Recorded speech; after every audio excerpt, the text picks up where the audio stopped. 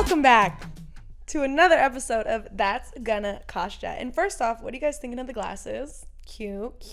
I think I've unlocked like a whole new personality with these because my good friend, I have a few friends, but one specifically that like, when I say I have a few friends, I mean like I have a few friends that love to run. This one specifically though, like this man runs like twice a day, every day. He's just a maniac, right? Today he ran 18 miles actually. But I was considering like running. I remember the other day, it was a Wednesday, I was like in a different part of town and there's this yogurt shop that's in there and it's honestly so good. I haven't been there in forever. So I went and I got some frozen yogurt. You know, I was big backing it up, like whatever. I hadn't worked out that day yet. So I was like, I really don't want to go to the gym because it's rush hour and it's always so busy there. I'd rather go in the morning, but I also wanted to get some type of workout in. So I was like, maybe I'll just go run. But I haven't ran in super long. Like I work out often, like 4 to 5 times a week. Usually if I do cardio, it's like the stairs or boxing or something like that. So I haven't ran in like probably over a year, to be honest, maybe even longer. So I texted my friend. I was like, hey, I'm about to go on a run. What do I do? So he's like, I'll just go with you. So me and him went and we went to one of the local parks. He's like, 1 lap is 1 mile. So we'll just see how you do. I was like, okay, cool. So I have my headphones ready. You know, we started stretching, whatever. We get going. I'm about to put my headphones on. He starts talking. I'm like, what are you talking for? I'm like, why are you talking right now? I'm like, do you not realize like when you run, like you're going to be out of breath, you know? But honestly, the conversation was giving. So I was like, fuck it, let's talk. So we started, like we ran the first lap, we talked the entire time. The mile time was like 9 minutes and like 45 seconds, which wasn't bad. Like, and I had no problem running. So then we took like a little walk break, which he doesn't usually do, but you know me, I'm getting back into it. We ran like 2.5 miles, but overall it was pretty good. Like we almost talked the entire time. And I was like, ooh, I might have just unlocked another personality. But I really do love like the Oakley glasses that everyone has been getting. Like, I'm like, fuck, any excuse to get these things, to be honest. So I went and I got them earlier. And also, I've been watching, I mean, if you guys are on Netflix, which majority of you are, there's this docu-series called Sprint. And oh my fucking God, it's so good. It's honestly genius because the 2024 Olympics are like here. And it was such a good promo for it because now you're going to be watching for all of these people. But like it covers like people like 𝐭� Jackson from Jamaica, 𝐭� Richardson from the US, Noah Lyles from the US, like all these different like elite competitors in the sprinting world, in the track and field world. And it covers their stories and it covers like all the different events that they had to do like 2022, 2023 leading up to the Olympics and like getting to that point. And it's just a fucking vibe, bro. It just makes you want to go run. Like this is how I was when I was younger. Is I would like watch docu-series like that or a documentary or like just something really motivational that just gets you inspired and think that I could go and do it like the next day. So I remember one time I was working out at the gym. I was in community college. I was on the treadmill and I was running and I was trying to like up the speed. Like I did it like however fast I could. I thought I was fucking like lightning. So I go to the track and field coach the next day at the school. I'm like, I want to be on the team.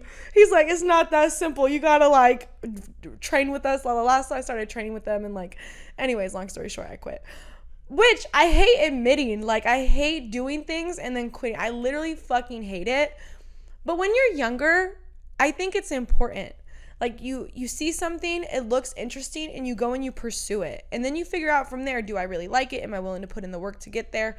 Like if you are literally like the worst on the team or the worst in that space or like you're at the very rock bottom, it's a matter of like, am I willing to do the steps necessary of what all these other people have done in order to get to where they are or potentially surpass them? And if the answer is no, then you probably have your answer. You're not going to continue. Like for me, I would see all the work that they had to put in and like the time and the effort associated with it. And I just was not willing to do that. And that's a lot of different things that I feel like throughout my life I've seen is like, I'll want to pursue something and then I'll see how much time and effort it took to get there. And I'm like, no.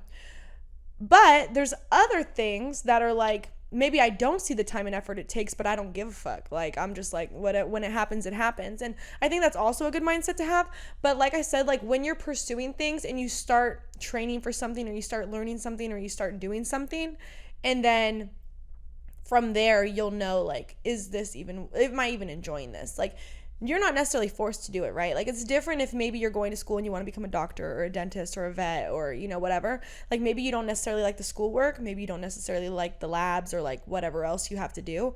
But you know that the end result is there and that's worth it to you. For me, the end result was, I didn't have an end result. That's probably what my problem was with track and field. I was just so hyped up off of motivation that it didn't last. Motivation doesn't last, right? It's like a matter of, you know, that long-term goal, the why, if you may, that will keep you going when you don't want to continue. Like, I have something that I'm pursuing right now that I'm really not talking about just because I don't know. Like, I don't even know if I want to bring, anyways, okay. I was like, I don't even know if I want to talk about it on the pod, but it's okay. But there is something that there's this big goal that I have that literally no one knows about. Actually, it's funny because when I went to the Bay Area last week with some of my girlfriends, these are like my close friends since like high school, some of them since middle school. And my girlfriend, I haven't seen her in a while. She's like, hey, are you still thinking about doing this? I'm like, when did I tell you that? I'm like, there's no fucking way I told you that. How do you know that? She's like, bro, I swear, after Pilates last year, she's like, after Pilates last year, you said you were considering doing this. And I was like, why do you remember that? Please get that out of your head. But what's crazy is I am pursuing it. Like, I'm actually like doing it. And I was like, fuck, like, I'm the type of person, and if you guys have been watching the podcast at all, I was a stripper for 4 years and didn't tell a single soul. The only people that knew were one of my friends who was also a dancer. So, you know, we were coworkers. And then my ex-boyfriend, because, you know, we were together. Like, obviously he's going to wonder, like, why the fuck are you out every single night so late? And nobody knew, like, not a soul. And I'm very, like, protective over the things that are important to me, I feel like. So for that, I was like, bro, what? So I was like, you know what? You already know it, like, whatever. And I had one of my other good girlfriends in the car, too. And I'm just like, you guys keep it to yourself. Like, not that I don't want people to know. That's not what it is at all. It's just more like I like to keep things close to me that are important to me. And I don't really want people questioning me. You know what I mean? So I was like, there's something that I'm trying to do. And it's, like, very, very difficult. Like, if I think about it, it's super difficult. But when I think about why I'm doing it, it's easy, if that makes sense. So it's like, it's just a matter of continuing to take those steps and pursue the things that are important to me. And like I said, even though this is forever ago with the track and field thing, I just didn't have like a real reason why. I think I just was on the fucking treadmill. I was listening to a fire ass song. I thought I could go 100 miles per hour. I'm like, fuck it, we're gonna do this. But I hate running. Like, first of all, I hate running. I don't like being in the fucking heat all day. Like, I don't want to be throwing up.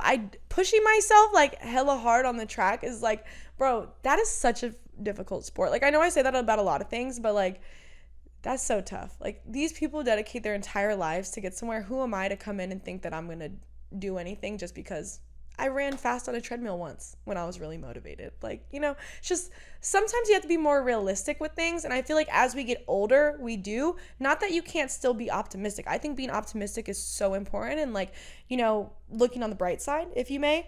But also being realistic, right? And like actually having clear action steps and realistic goals.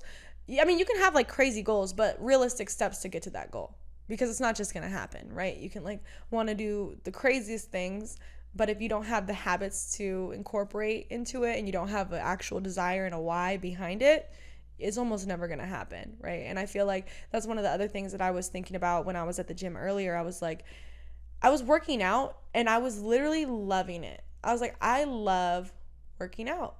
But it wasn't always like that. Like, I would feel like I'd have to constantly push myself to get into the gym, constantly push myself to like do these extra things. But now that I'm a little bit older, I'm like, this is easy. Like, this is all I have to do is show up, like make sure I have my exercises ready, eat decently, which I can do by ordering like meal preps, having good food in the home, whatever.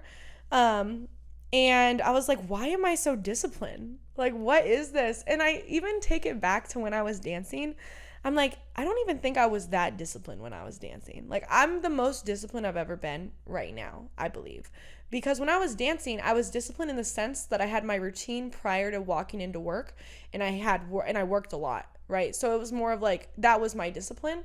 But everything besides that, like I had my goals and I had my things that I would do, but I wasn't disciplined in like other areas of my life.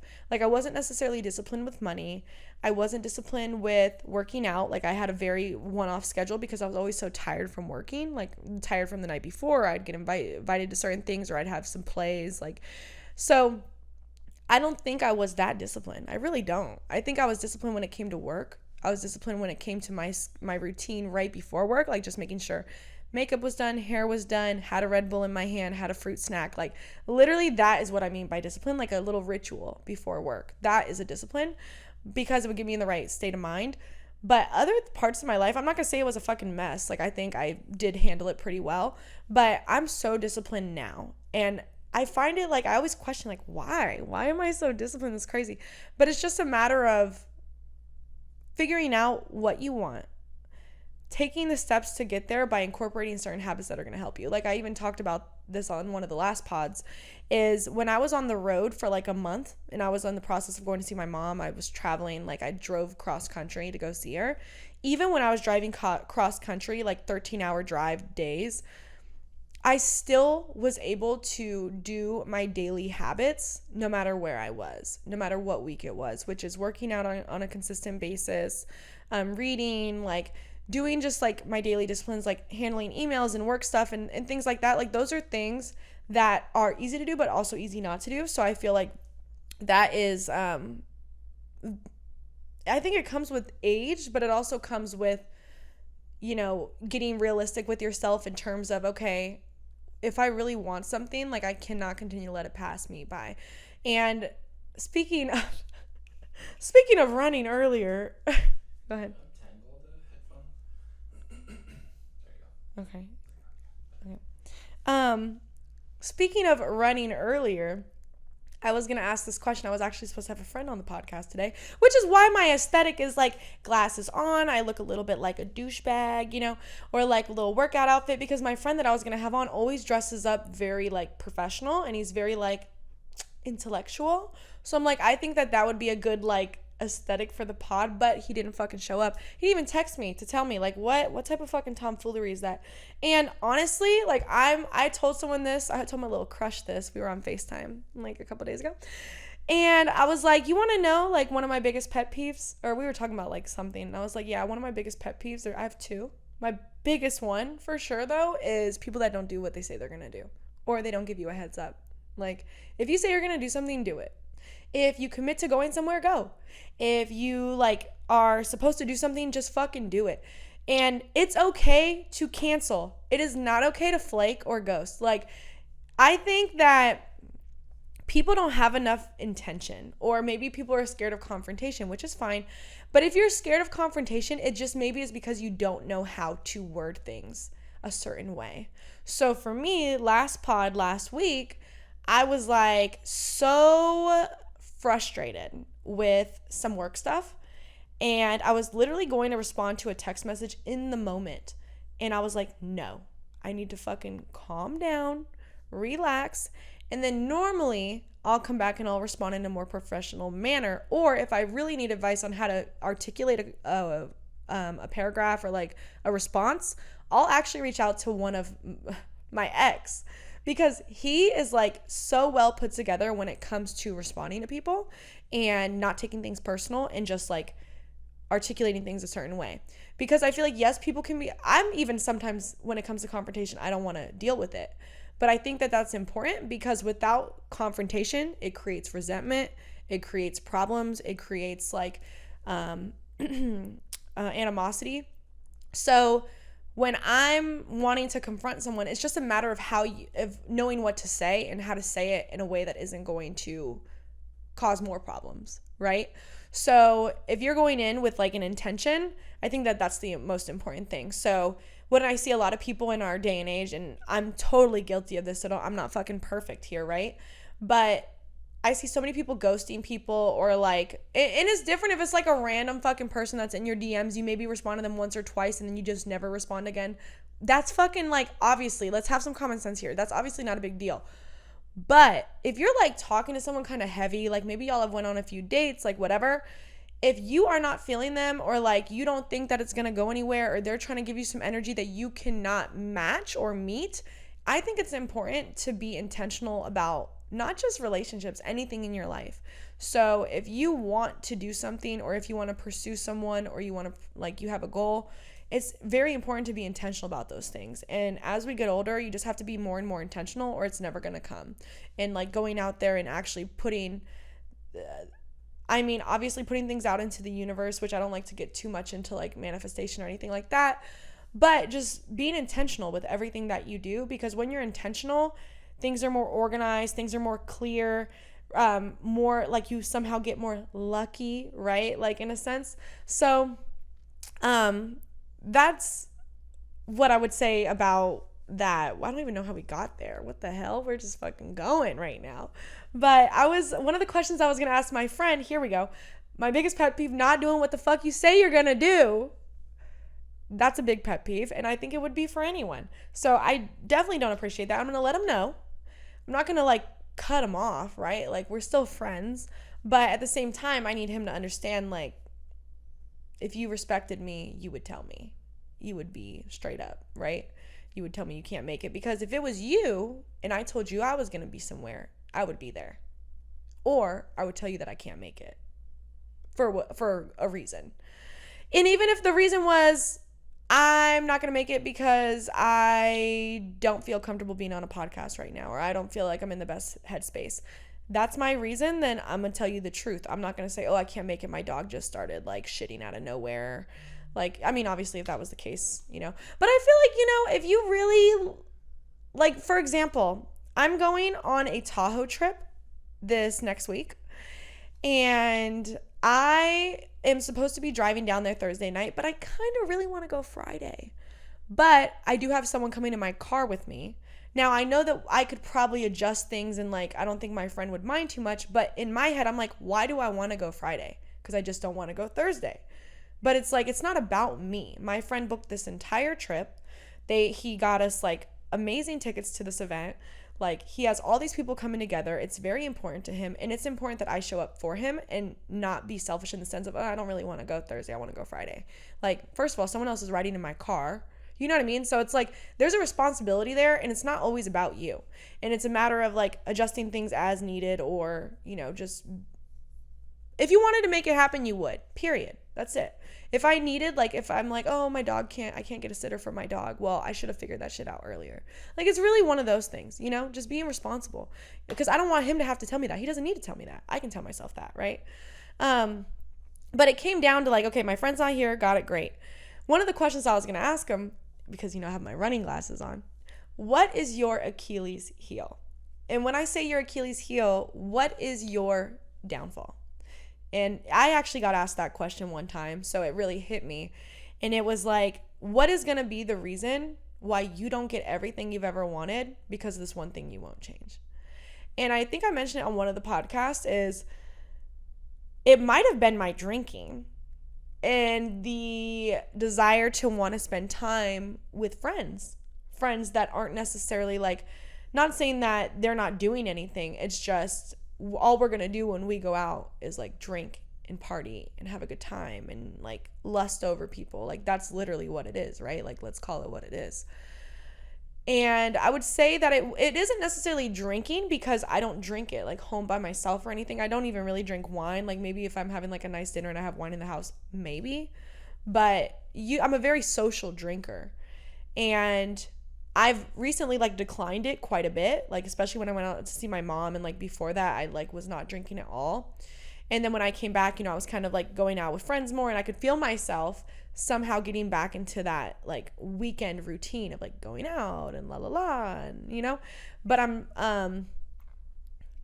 I'm also like, it's okay to be a social drinker, but it's not okay to neglect your responsibilities and like not get shit done or push it off just because you want to go drink with your friends, right? Like, if I want to go out and I want to have a good time, I have to finish this and that first. So I used to think that was my biggest downfall. But before we started the pod today, I was reading one of my old reflections, because when I danced, I used to write a reflection every single night after I worked. every night. It literally didn't fail. I'm pretty sure I have like over 400 entries. Like, it's actually insane. So it didn't matter how drunk I was, how hungover I was, how sober I was. It didn't matter. Like, I always wrote my reflection. It progressed later on, like into the second year, where I started putting the amount that I made that night and then the reflection and like kind of just breaking it down. But one of the reflections that I actually was just reading before we started the pod was a reflection from the summer of 2019, but that doesn't make sense because this shit must have been in 2020. It's like actually very traumatic. I have never talked about it. I wasn't even working that night, but it was a reflection from 2020 because I had went out. I lived in Dallas at the time. I went out with like one of my dancer friends who, again, like I had met her while I lived in Dallas. We worked at the same club. She knew that I never told anyone that I danced. So she also kept it cool, like when she was around like my building and like people that I lived in the same apartment complex with and like friends and stuff. But then there was this person that lived in my building. Let's just call him B. Me and my friend took him out that night, like to the clubs and stuff.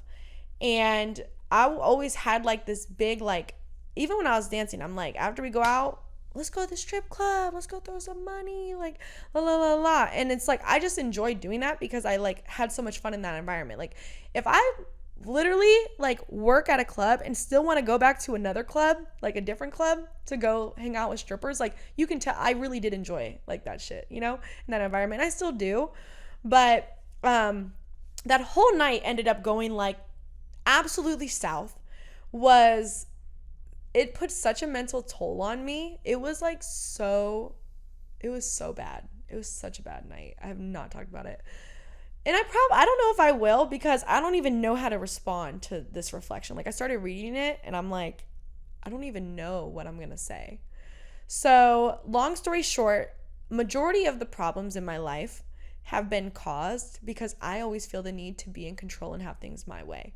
And I would say that I want to take it back to like my childhood and say, oh, you know, as a kid, I never got my way, which is not true. I'm very persistent though. Like if I can take control of a situation, I will, or have things my way, I will. So for example, that night, I wanted everything to be in my control. I wanted everything to be my way. And when it wasn't, I was quick to like leave, and it all just kind of like went downhill from there. Like it's more of like when I'm feel like I need to be in control, I feel like I'm entitled. And I'm not even trying to do like I do this because, you know, like I should have this because I just said I should have it. No, it's more of like I think that I know what's best, and that's not always the case. So as a kid, I would say like I didn't always get what I wanted, and as an adult, I feel like I should be able to just like take what's mine, or I should be able to, you know, if no one else is going to take responsibility of the situation, no one else is going to step up, I'm going to have to. And if I do it, then I should be able to control it too, right? Like if I'm the one taking responsibility, if I'm the one planning everything, why the fuck do you guys have a say? But that's also not very like nice of me, right? Like I've just learned like that is my Achilles heel for sure, is having to have control over everything. And if things don't go my way, just prepare for bitchy Rachel to appear. Like just prepare for a raging cunt. And I'm making myself sound so bad, but I really don't think I'm maybe in my head. Like I'm over here like cussing somebody out in my fucking head. Like I'm like calling my ex up, fucking screaming over the phone, cussing, like, you know, because that's like one person I know would never like judge me. But I've also gotten a lot better because of things like the reflection, making all these mistakes, embarrassing myself, having these traumatic events happen, which I would never wish on anyone. But for me, because I'm stubborn and I have to like constantly fuck up over and over and over again to realize, Rachel, stop doing this shit. That's why I now am like a lot better. Like if something doesn't happen, fuck it, that's fine. If something doesn't go my way, it is what it is. Like I'm not over here just saying like, oh, I'm just gonna let anything happen. That's not the case. But like when people, like, for example, my friend flaked, like, I'm not necessarily happy about it. I'm not going to cry about it either. Like, I understand to a certain point, but I'm going to make sure his ass knows. But I'm not going to fucking resent him forever for it. I'm just going to note it, right? Or, like, for example, I had a friend who but I've just noticed that is my Achilles heel, was like the ability to have control over everything. Same thing when I was a dancer. Like, I think I got fired from almost every single spot that I've ever worked at because of the simple fact that I have to have things go my way.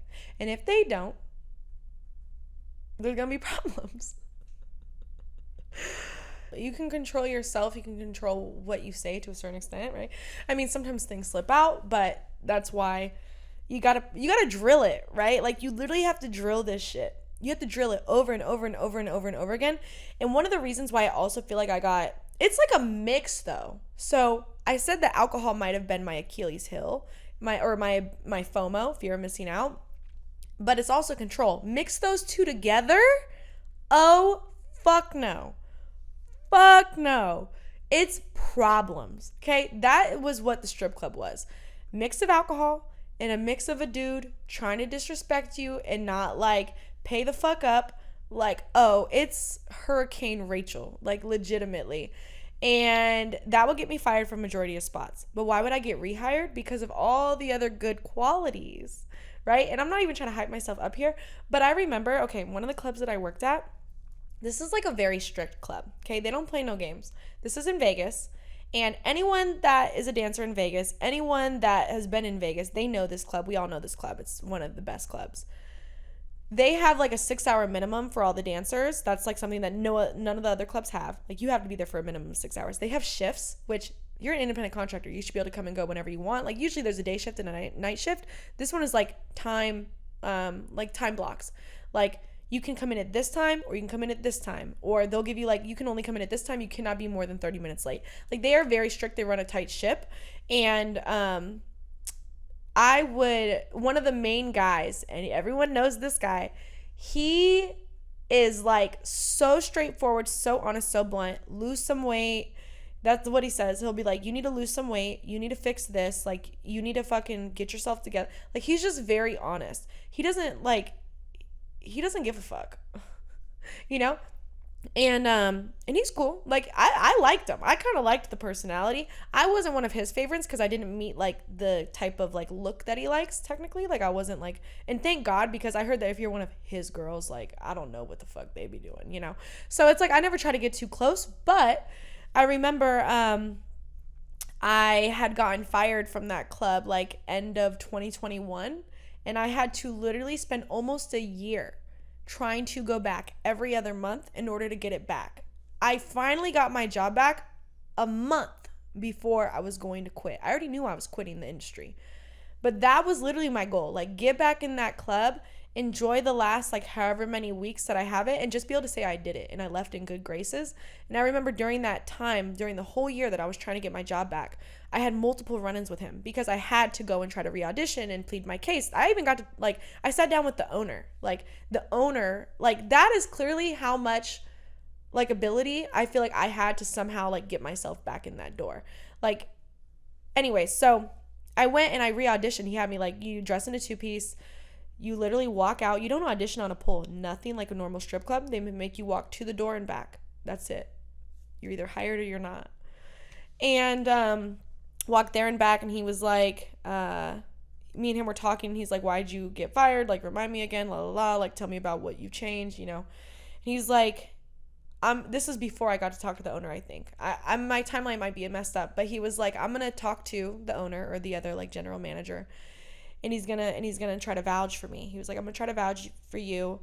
You obviously have an attitude, like, you have a little bit of an attitude problem, but he said, you're very pretty and you've got a great personality. And I was like, bro, what? Like, he's never given me a compliment ever. I was like, bro, what? Like, when he said that, I was like, I know I've got something. Like, and I was like, obviously I'm quitting the industry, but I know, like, wherever I go, I'm gonna succeed. Like, it's really just a matter of that, right? And I just have to get these things tweaked.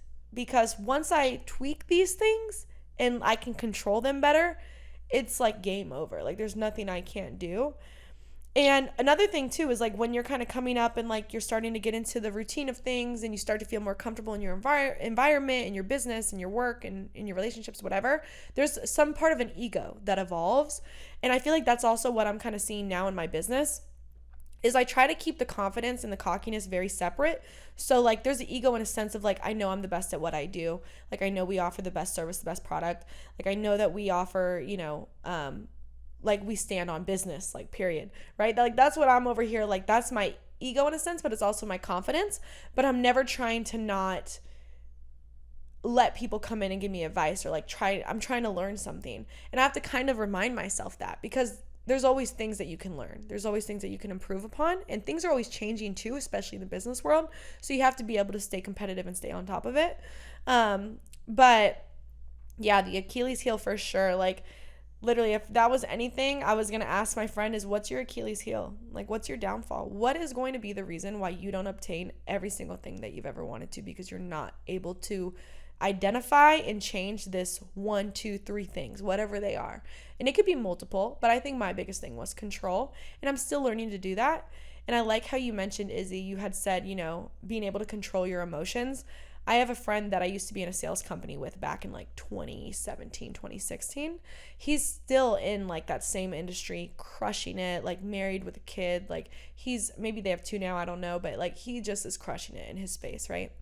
And one of the things we would always sit down and talk to each other about just like life and business and things like that. And he said he reads a lot and he was reading one of the books. I can't remember which one, but he just said like the person that can control their emotions controls their destiny. Like if you can learn to control your emotions, like everything is within reach because a lot of people let their ego or their emotions or their entitlement or their control take over everything else. And that's how you burn bridges, you burn relationships, you make mistakes, you do things out of spite, you do things out of pettiness. And I think one of the hardest things to control your emotions in, not just business, because business you can make it like very, like it's not personal, almost never. Sometimes it can get personal. I don't think I've experienced that yet. Actually, I might have, like in my old sales company, definitely got personal. But like in my business, I've rarely ever take things personal because people don't really know me. Like they just see business Rachel, right? I think the hardest thing to control your emotions with, it's not even business, it's not work, it's not really family, it's love. Bro, that I don't know what the fuck. Like I literally do not know what happens and why. I'd love to have like a love expert or a relationship expert because as I get older, I'm starting to feel like more of like that want for love, like an actual real relationship, because I feel like the ones that I've been in the past, like my first 2 real ones, I'm not even going to talk about like anyone that I was talking to heavily after a real relationship. No. Like someone that I was actually like locked in with. Again, I was pretty young. Like my last relationship ended, I think, when I was 21. So I'm 26 now, right? All these relationships, these 2, I was super young. And I knew like deep down, this isn't who I'm going to be with. Even though they were both phenomenal people, still are amazing people, still my friends to this day, still catch up with them to this day. They're going to make whoever their girlfriends are, whoever their wives are, whoever they get together with, whoever they marry is going to be so fucking lucky. Like these are amazing people. But I just knew that they weren't my person. And I never really valued a intimate relationship because I was so focused on like getting myself to where I saw myself, getting myself to where I need to be. And a lot of the times when you have this like vision for your life, when you have a vision like bigger than life, or you have a goal bigger than like what you could ever imagine or what other people could imagine, it's very hard, especially if you're pursuing it and you're actually getting close to attaining it, you're going to grow. Like you're going to evolve. You're going to continue to defy the odds. And if your partner, especially if you've been with them for a while and they've seen you on this journey, if they aren't doing the same thing or elevating with you, it can be difficult to bring them with you. Now, they can support you along the way. Like, they can be there for you. But I feel like there's just something that happens to where it's like you obtain new things, so new opportunities come along, you meet new people, you build new relationships, and you just kind of realize that they aren't going to, maybe they're just not, they're no longer, trying to like word this the best way possible. They just don't fit in that picture anymore, which is kind of fucked up. But at the same time, it's like you have to establish those things prior, right? Like I remember with the last guy that I talked to, he had asked me like what my goals were. By the way, I never thought I'd fucking see him again. I met him when I was out on a trip. We had a little hookup. Like I didn't think I was ever gonna talk to him again. So he's like, so what are some of your goals? I gave him some of my biggest goals, like some of my like long-term goals. And it was like real quick things like, oh, I want to do this and that. I will. I said, don't worry, I will. And he was like, he just like kind of like took it in. He's like, oh, okay, you know, whatever. And then we actually ended up talking for real. And it just like, I just realized this isn't like, I don't know. I think he just realized like maybe he's just not ready. I don't know. I'm kind of getting off track, but love is fucked up. It's just like such an emotional thing. And yeah, I'd love to have a relationship expert on here because people just act irrational as fuck when they're in love. It's such like a crazy feeling, you know? And it takes time to kind of get out of that like that cloud nine or like that honeymoon phase. It can take a while. And then if it starts to decline, that's even more emotions. And that's even more like hurt and overthinking. And like I even have someone that I'm interested in, and I find myself throughout the day, like not that I'm like really like want something with them, but because it's new and it's fresh and it's a little fun, like it's not even serious at all. Like it's literally not, it's just fun. Like I just enjoy talking to them. I find myself like kind of thinking about them throughout the day sometimes. I'm like, ew, let me fucking stop. But sometimes you can't help it. So a part of me wants to be like, let me just cut this person off. But then I'm like, why? Like I'm enjoying this feeling. They really aren't distracting me. If anything, I'm distracting myself. Like just by thinking about them. But I think that's okay. It's okay to enjoy someone's company, enjoy someone's like, you know, the thought of someone.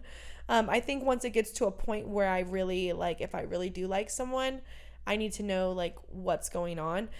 And I talked about this on the last one, but I've been doing such a good job in regards to just like doing nothing. Like the best thing you can do as someone who's interested in someone, but you don't know if they're interested in you, like you can obviously put yourself out there a little bit, but the best thing you can absolutely do if this person knows you exist is nothing. Literally nothing. I promise you, because I was interested in someone and they weren't giving me no energy, and I just decided to like I was actually going to message them and say like, hey, it was great meeting you. No, I'm not going to say that, because then I'm opening, you met me too. Like, you know what I mean? Like you met me, I met you. I gave you some energy. You gave me some energy, but you didn't give me enough. You didn't give me the energy that I need, that I want, that I like. So therefore, we're cool. Like I'll see you when I see you, but I'm not pursuing you, because what's the point? I don't even want to put myself out there. And it's like, I'm not really looking for anything anyway. Why? You know, it's just more of like wanting the attention, right? And I can be honest and say that. So they had like messaged me on some like random stuff like a couple weeks ago. I was like, see what I did? I did nothing. And then they ended up, they know I exist. They know I'm there. They've met me. They know I'm interested. If they're interested too, they'll reach out. So, but at the same time, like if you are like on that type of time and you do want someone, like I have a good guy friend, and he does want love. Like he's looking for a partner, you know, and obviously we talk about it all the time. Like, hey, are you ready for that? Like, are you happy with yourself? Because when two happy people come together that already both have their shit together, if you're happy in your life and what you're doing and you're pursuing things, or like, you know, you have everything going for yourself, and then this person has everything going for themselves and they're also happy with themselves, you two come together, you're like unbreakable, unbeatable. It's like literally a recipe for a phenomenal relationship. But when you come like this person's kind of like hurt, they're working on themselves, they don't really have everything together, they don't know what they want to do, they're kind of going through you know, whatever they are in their life, and then you over here, it's like you're pretty established, you have a lot going for yourself, you know what you want, you know what you value, you know what your intentions are. You two come together, you can never make someone happy. Only they can do that. They have to make themselves happy first. You can obviously like play a role in their life in helping them get to that level of like happiness, and like, you know, supporting them in their dreams and helping them figure out what they want to do. But at the end of the day, like if somebody's not happy with themselves, they have to be happy with themselves before they can have someone else that they can share that happiness with. You know what I mean? So it's like I saw myself kind of like that with my last person. Is we were like, I think we were good together, and I had my own things I needed to work on, but I did feel like I was really happy with myself and like where I was going and like what I had going on. But he was in a transition period, and I was willing to be with him throughout that period. But I think it just kind of caught up, like, because I used to not think I was picky at all. Like, I really didn't think I was picky. I thought I was the problem. Like, I'm the problem. Like, I'm too controlling. I don't like PDA. I don't like want you posting. Like, I want it very private. And this, again, I was younger, like 21 and below, okay? So it's like now I'm older. It's obviously different. But before, I'm like, I'm the problem. But now that I find myself being more open-minded to somebody or something, I find myself like, I'm actually picky as fuck. Like, I do feel like I'm picky. Now, I don't have a checklist. I'm not going to say I have a checklist and I'm being like, oh, if you don't have this, I'm not fucking with you. That's not it. But it's like, sometimes I just need that, like, unspoken connection. And I feel like that's very hard to find. Because a lot of people now are, like, dating to marry. Or they are kind of in a rush to, like, get it going because, you know, we're about to hit 30. And they're just kind of like, if you meet this, this, and that, like, great, let's do it. Which some people are like, you know, if you guys agree on these things, like you agree on, like, you know, how the kids should be raised, you agree on finances, you agree on religion, you agree on goals, and you guys are both attracted to each other, that sounds great, right? But for me, like, there's been so many people that I've met to where it's like, oh, I could see you being a great partner. Like, you could be a great life partner. But there's not an unspoken connection. For me, I literally have to feel like this unspoken connection with someone to even want to pursue anything.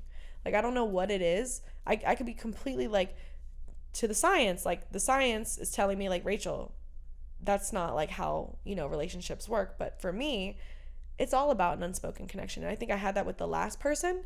But because I did then have my requirements, or I had the things that I needed and desired, and they weren't able to show me that or provide that, I had to let them go. And that's also part of the discipline. Like, that shit hurt so fucking bad. It was so painful. But I would have rather cut shit off ASAP and, like, not, and just, like, leave it there and deal with that pain how it was right there, rather than waste years of my life with someone that's never going to get to where I need them to get. And they're going to be great for someone else one day, especially when they, like, have everything together and, you know, they're past whatever they're going through. They're going to be phenomenal, I'm sure. But for me, I'm not willing to wait. And I'm not willing to compromise my goals and what I have planned to bring you up. Because even if I do, like, you still may not do what I need you to do. You know, I'm not your fucking mom. And that's just the mean girl in me. But that's just the bluntness. I'm not fucking mean. But yeah, I think, I don't know. Is it a gut feeling, you think, for you? I think it's a gut feeling. Like, so the thing about it is I can have a gut feeling like this is my person, but then I can also have a gut feeling that they're lying behind my back. Like, which gut feeling do you follow? Like, I had a gut feeling like maybe it wasn't even a gut feeling. Like, sometimes it's like in your head, or it's like just the delusion. And it's like, ooh, I think they make me want to get married. They make me want to have kids. Like, maybe the persona and the characteristics and, like, the way that they carry themselves makes me think that. But I can find that in someone else. If you aren't coming correct and you aren't doing the things that I need, like, okay, I could love, like, Bob, what the fuck, why would I use that name? Let's use a sexy name. What's a good sexy name? Ricardo. Manuel. Okay, Manuel. Okay, let's say Manuel has, like, he's got a nice big chest. He's tatted up. He's loyal. He's sexy. He stands on business. Like, he's funny. He's overall a great guy. But we date, and he can't provide me with any of the emotional support, any of the regular support, any of the time. He can't give me words of affirmation. He's not willing to like be romantic, maybe write a little love letter, get some fucking flowers. Like, if he can't do those things, it doesn't fucking matter if he's loyal, if he's tatted up, if he's tall, if he's like if he's rich, if he's got everything in the world going for him. If you can't provide me what I need, not saying that I can't provide you with what you need. I absolutely probably can if I really like care about you, right? But if you can't provide me with what I need, it doesn't fucking matter. Like, you could be fucking Michael B. Jordan. You could be goddamn Leonardo DiCaprio. But it doesn't matter if you aren't giving me what I need. And that's probably what I would say about the last person. Was, yeah, it's a gut feeling. You know what? I like these characteristics. That's a gut feeling. I can love these characters. I'm in love with these characteristics. I'm in love with this persona. But I can't bring myself to continue to pour my energy and efforts into someone who I can't even trust. You know what I mean? So that's a gut feeling. I'd say that. Okay, so I'm going to finish up by just reading you guys this quote. And it's actually from Alex Hormozy's direct page, because, you know, everybody's like reposting Alex Hormozy all the time. But this one is like, it says controversial take, but I really don't think it's that controversial with like where the world is right now and just kind of like relationship culture. Not even like it has to be intimate, but of course, like I said, you know, like any type of relationship, whether it be business, family, friends. Controversial take. I have a one strike policy for people I've known less than a year.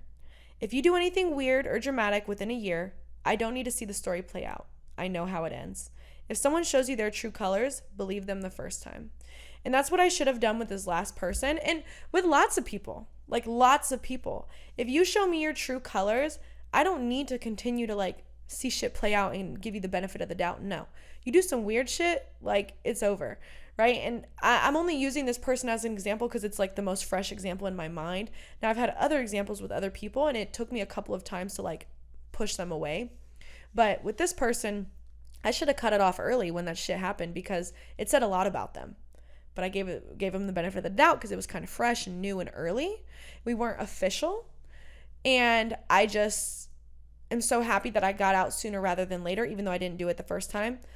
I allowed myself to see a couple more things. And even after I didn't see a couple more things, I still couldn't get over that feeling, that gut feeling. And I had to let him go. And I'm so grateful I did, because to be honest, like, now that I'm here sitting in front of you guys talking, I know like I'm way better without this person. At least I think so. Or I'm going to continue to like thrive and be whoever I am without this person. But I would hate to like see shit drag on for years and years and years like I've seen other people do and be unhappy. Like, one thing about me, I'm not about to sit around and be unhappy. I'm going to make a change. And I think that a lot of people should be doing that too. But sometimes it's hard, you know? Like I said, like, love is hard. Relationships are hard. Life is hard. And I get that. I had this other friend. I have to finish with this one. I was talking to someone about this as well. I had this one girlfriend. Me and her were like this, my guy. Like, we were like fucking like twisted tea. Like, we were the treacherous twins. Like, this was like my bestie, okay? Like, my adult bestie. Because a lot of my friends I've had since like elementary school, middle school, high school, even college. And like, I still have these friends, right? But like, this is like my first adult friend. Like, after college, during work, we met at the strip club. Like, literally like my best friend, ride or die. She did some crazy shit like the first year that we knew each other, and it was kind of a red flag because she did it basically because of her boyfriend. This is another thing about these bro, I cannot stand these females that have so much loyalty over men that do not give a single fuck about them, that have cheated on them, that try to run the household. First of all, in controversial take, this is a real controversial take. If you are a real man, if you are a secure man, if you are a man that like is loyal and honest and stands on business, you're going to be okay with your lady going out with friends. You're going to be okay with your lady making her own decisions. You're going to be okay with your lady going and working and having a drink with the girls after. But because I lived in Vegas and half these bitches are getting pimped out, they are having to like report to a man that is, number one, taking their money, living off of them, or just really ain't shit. So this friend, she was with a dude, supposedly like he kind of swayed her to like basically not not pay us the money that we all made together because she had the check, just for whatever reason, because of how like the situation worked. She ended up leaving with the money. Like we had made a little bit, but she needed to pay us the rest. She didn't. And she tried to justify it by saying like certain things like, oh, I did this, I put in that work, la la la. Okay, well, that's not what it's about. Like, it's about the fact that we all said we would split it, right? So she tried to justify, when someone like, you guys all do something, like if you were at like a school project and there's 4 people in a group and little Billy does all the work and then the rest of them, really don't do much, who's going to get the credit? Billy's not going to get the credit. Billy's going to get a fourth of the credit because all 4 of you are in a group, and that's how the fucking project works. If Billy does all, and not saying that she did all the work, because I can promise you she didn't, but that happened. So after that, I hadn't talked to her, I hadn't seen her. We ran into each other randomly. That man was no longer in her life. Me and her got super close again. We had our own situations, like, girls fight, whatever. We were in the strip club working, so there's always a situation going on. We were always trying to like work together. We've had our own fair share of situations, but we've always come back from it. So if you have someone in your life that's giving you a bunch of red flags, or they're doing things that's a little weird, like, believe them the first time. At the end of the day, like, you don't want to see how it plays out. And I hear podcasts all the times in little clips where it's like, these girls will talk about how there was this one where she was like, yeah, I was so delusional over this guy that I would be at home like midnight. He would have gone out with his friends. After he goes out, he'll call me to come over. And I would think, oh, he was thinking about me at the end of the night. He wanted to see me. He wanted to spend time with me. I'm the girl that he's thinking about before he goes to bed. No, he just couldn't find no one at the club to go home with. And that's the truth. And I'm like, damn, that shit is so true. And I think that in life, some of the most successful people in the world, or some of the most like self-aware people in the world, have a great read on people. So if you want to have a better read on people, it's just a matter of like drilling it, like literally drilling anything. Like, how do you start getting a good read on people? It's just having more conversations, going through more situations, and learning from your mistakes. But if you continue to like be delusional to the fact that like this person may not be a good fit for you, it's like you're just going to continue to go through that cycle. Like, eventually you'll learn. But yeah, having a good read on people, I think, is one of the most important things. And the only way you do that is just continue to put yourself in uncomfortable situations, to be honest. Or maybe take up poker. That's a good one too. All right, guys. Thank you guys for watching. If you guys like this episode, make sure you leave a comment, subscribe, and we'll see you on the next one. Calm down before you stress up the groove. The energy a little different when the blessings accrue. Hey, who you talking to? Just know I ain't no regular fool. Could be anything in the world, but I can never be you, because I stand tall like I'm on my tiptoes, baby. You